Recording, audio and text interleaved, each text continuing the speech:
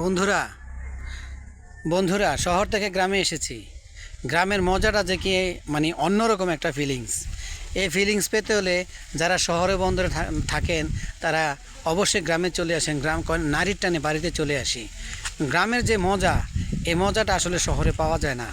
তাই শহরে এসে গ্রামের সান্নিধ্য নিতে চলে আসি, সবুজ প্রকৃতির আবহাওয়ার ভালোবাসা নেওয়ার জন্য। আমার কাছে এতটা বৈচিত্র্যময় লাগছে, এতটা আনন্দ লাগছে যে বোঝাতে পারবো না। কি যে ভালো লাগতেছে, মন চায় গ্রামে একটা বাংলো করে থাকি, কিন্তু সেটা তো সম্ভব নয়। কারণ বাংলো করে থাকার মতো পরিবেশ হয় না সব সময়।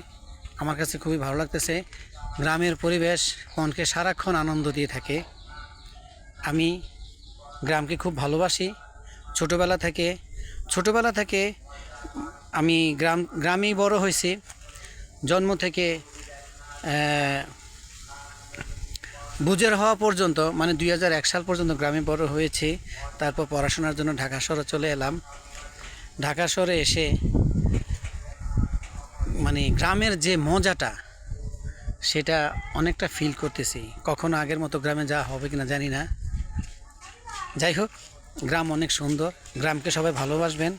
গ্রামের পরিবেশ সবাই বজায় রাখার জন্য আমরা সবাই সচেতন থাকব। সবাই ভালো থাকবেন।